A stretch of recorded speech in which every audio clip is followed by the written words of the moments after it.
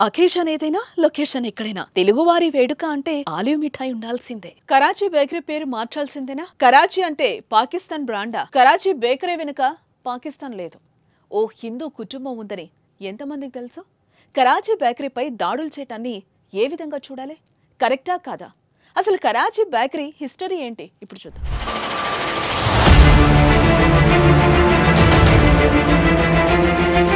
భారత పాక్ ఉద్రిక్తతల నేపథ్యంలో కరాచీ బేకరీపై ఎఫెక్ట్ పడింది. కరాచీ బేకరీ షాపులపై పలువురు దాడులు చేస్తున్నారు, పేరు మార్చాలని డిమాండ్ చేస్తున్నారు. దేశభక్తితో ఇలా చేయటం వారు కరెక్ట్ అని అనుకుంటున్నారు. కానీ దాని వెనక చరిత్రను తెలియని వారు మాత్రం ఇలా అతిగా ప్రవర్తిస్తున్నారని విమర్శలు వస్తున్నాయి.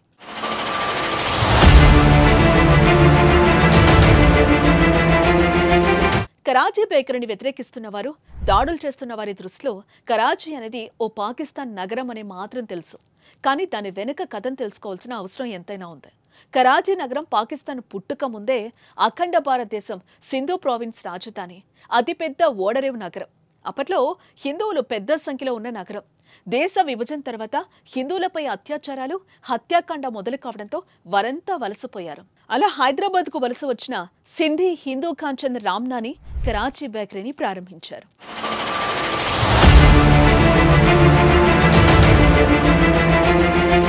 పంతొమ్మిది 1953లో కాంచంద్ హైదరాబాద్లోని మొజంజాహి మార్కెట్లో కరాచీ బేకరీకి పునాది వేశారు. అతని చేతితో తయారు చేసిన స్వీట్స్, ఉస్మానియా బిస్కెట్లను అమ్మడం ప్రారంభించారు.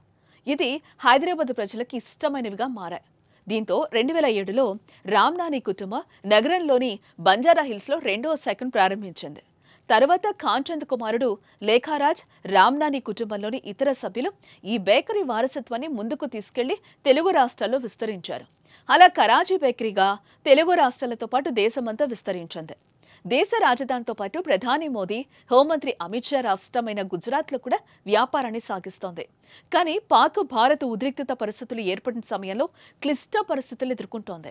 గతంలో పుల్వామా దాడి నేపథ్యంలోనూ కరాచీ బేకరీపై వ్యతిరేకత రాగా ఇప్పుడు కూడా దాడులు జరుగుతున్నాయి. హైదరాబాద్, విశాఖ వంటి ప్రాంతాల్లో కరాచీ బేకరీ పేరు మార్చాలని పలు సంఘాలు డిమాండ్ చేస్తున్నాయి.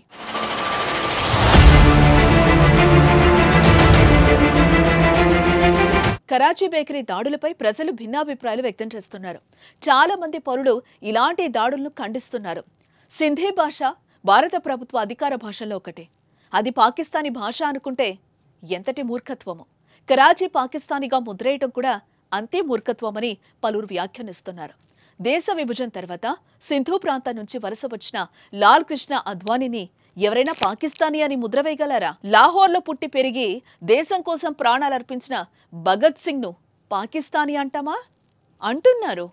మన మూలాల్లో ఎప్పటికీ మర్చిపోవద్దని. కరాచీ బేకరీ ఎంతో సుప్రసిద్ధ బ్రాండ్, దీని పేరు మార్చాల్సిన అవసరం లేదని వాదిస్తున్నారు. మరి మీరేమంటారో కామెంట్ చేయండి.